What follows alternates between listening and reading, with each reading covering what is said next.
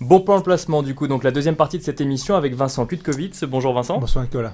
Alors on a parlé avec Jonathan de la loi Sapin 2, est-ce que vous pouvez nous rappeler les principales mesures de cette loi ? Oui, la principale mesure qu'on a évoquée juste à l'instant, c'est le fait qu'en cas de risque systémique, ou en tout cas en cas de remontée des taux brutale, le régulateur, l'autorité de contrôle des compagnies d'assurance vie pourrait très bien décider pour un certain nombre de compagnies d'assurance vie de geler les possibilités de retrait ou d'arbitrage même des fonds en euros. C'est-à-dire qu'en fait, pendant une période de 3 mois renouvelable une fois pendant 6 mois au total, les épargnants pourraient se retrouver bloqués et ne pas pouvoir retirer leurs fonds de leur compagnie d'assurance vie.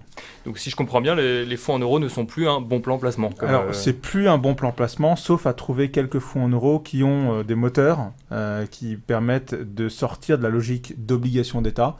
Et cela, il y en a très peu, ça se compte sur le doigt d'une main.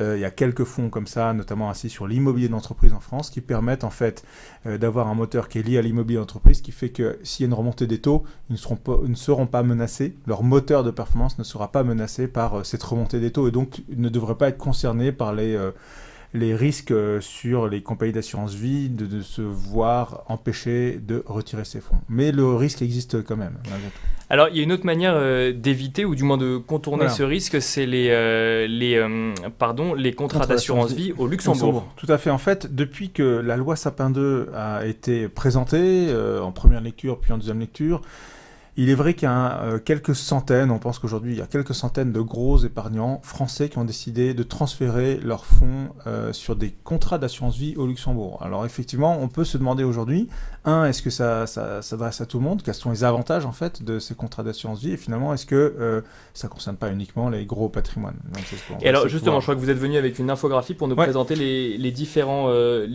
avantages.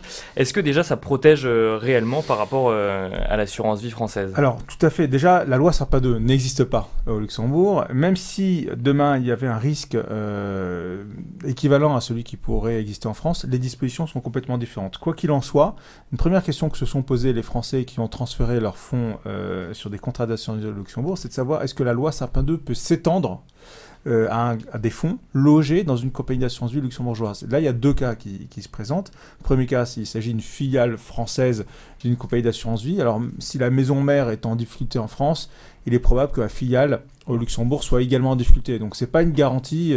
Voilà. Deuxième solution, c'est d'investir, de positionner ces fonds dans une compagnie d'assurance vie de droit luxembourgeois. Et là, c'est peut-être la sécurité supplémentaire, puisqu'on pourrait considérer que la loi Sapin 2 ne pourrait pas s'étendre. Maintenant, il y a quand même eu, dans les derniers jours, au moment où la loi a été présentée aux sénateurs, il y a eu un amendement des sénateurs qui a permis d'exclure complètement, formellement le cas, mais on attend en fait d'en savoir un peu plus, de lire un peu mieux ce qui a été décidé. Aujourd'hui, les juristes sont en train de travailler dessus pour comprendre ce qui a été décidé, mais a priori, les sénateurs ont voté un amendement qui exclurait les compagnies françaises, les filiales françaises, les filiales luxembourgeoises de compagnies françaises, d'exclure l'extension d'une certaine manière de la loi Sapin 2. Donc la loi Sapin 2 ne va pas concerner, pour conclure sur ce point, ces filiales-là, les filiales et l'assurance vie au Luxembourg. Alors, on parle aussi souvent d'un super privilège luxembourgeois. Alors, en quoi ça consiste? Là aussi, c'est un des avantages que cherchent aujourd'hui les épargnants, surtout ceux qui ont une foi peut-être friable dans la résistance des compagnies françaises d'assurance vie, même si aujourd'hui il n'y a pas vraiment de questions, mais si tant est qu'il y en ait qui se posent des questions. Au Luxembourg, contrairement à la France, lorsque vous détenez des fonds en assurance vie, les fonds ne sont pas logés dans la compagnie d'assurance vie, mais ils sont logés sur une forme de compte séquestre dans une banque. Et finalement, ça permet de désolidariser l'épargne de la compagnie d'assurance vie. C'est-à-dire qu'en fait, il y a pas de risque que si même la compagnie d'assurance vie luxembourgeoise connaissait des difficultés, l'argent serait toujours disponible et serait garanti finalement par ce super privilège de l'État luxembourgeois. Il y a un autre élément aussi majeur au Luxembourg qui n'existe pas en France, c'est que lorsque vous êtes détenteur d'un contrat d'assurance vie, vous êtes créancier de premier rang, c'est-à-dire qu'en fait, vous passez avant les organismes sociaux si la compagnie d'assurance vie faisait faillite et que les créanciers devaient devoir faire face aux dettes de la compagnie. Donc là, en fait, ce schéma n'existe pas en France. C'est un autre avantage d'avoir ces fonds placés dans un contrat d'assurance vie au Luxembourg. Donc c'est une garantie supplémentaire qui pour autant n'est pas une garantie à 100%, même si elle est plus forte qu'en France, mais on reste ensuite créancier de premier rang au cas où il y aurait un... Faut avoir en tête qu'il n'y a aucune situation parfaitement sans risque.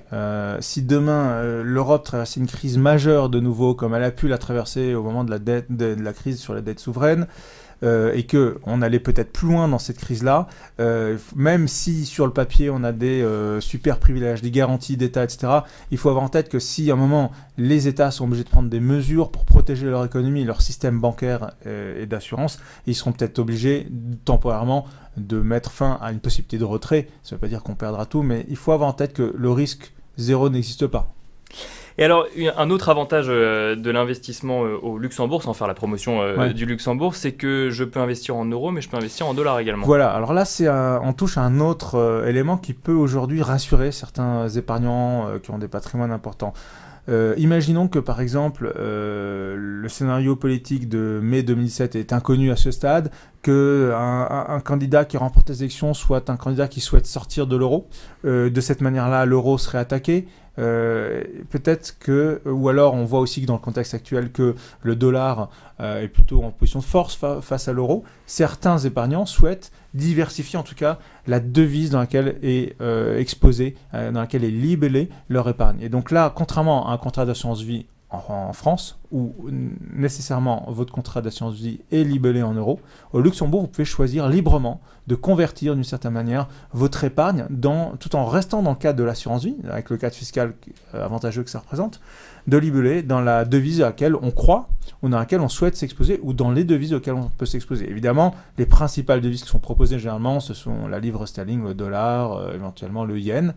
Mais c'est vraiment un avantage qui permet là aussi de diversifier. Ce qu'il faut noter, c'est que si vous décidez de libeller votre épargne dans une autre devise que l'euro, c'est vous qui supportez un risque supplémentaire, donc un risque de change par rapport à l'euro. Que je comprenne bien, quand vous dites les devises, ça veut dire qu'on peut avoir un contrat d'assurance vie dans plusieurs devises ou c'est plusieurs contrats ? On peut avoir un contrat complètement dans une seule devise, multiplier a priori les contrats dans plusieurs devises, c'est tout à fait possible. Ouais, tout à fait. On peut multiplier le nombre de contrats, rien ne n'empêche d'avoir plusieurs contrats d'assurance vie.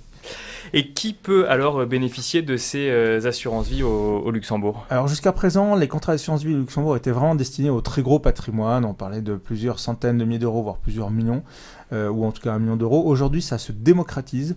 Et par exemple, la possibilité aujourd'hui d'accéder au contrat d'assurance vie au Luxembourg baisse de plus en plus vers des niveaux minimums de 50 000 euros. On parle de 50 000 euros, alors qu'il y a quelques années, on était sur des montants bien plus importants.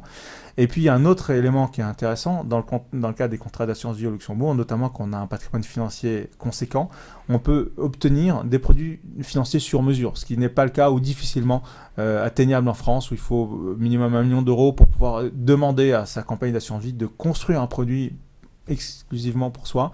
Là, au Luxembourg, on peut le faire. Là, c'est plus facile, avec un minimum, comme on peut voir sur l'infographie, de 150 000 euros. C'est faisable. En tout cas, en nous consultant, on est capable de monter des projets spécifiques, de faire des sortes d'appels d'offres pour avoir en réponse des produits en actions, en obligations, en mixant les deux, d'avoir finalement des produits sur mesure et qui correspondent vraiment à sa propre préoccupation, à ses envies, que ce soit, par exemple, si on est sur de l'obligataire, de choisir ses propres signatures, la durée, etc., en allant chercher sur le marché les offres qui correspondent.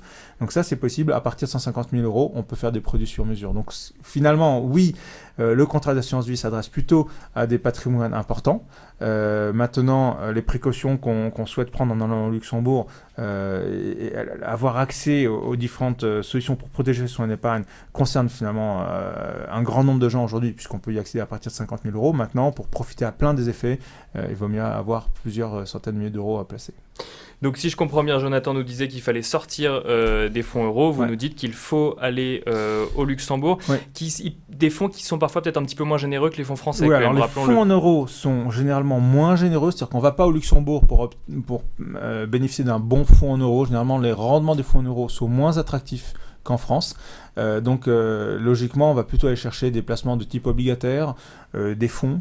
On a aussi la possibilité aujourd'hui au Luxembourg de faire de l'épargne à crédit en allant investir sur des véhicules immobiliers de type SCPI.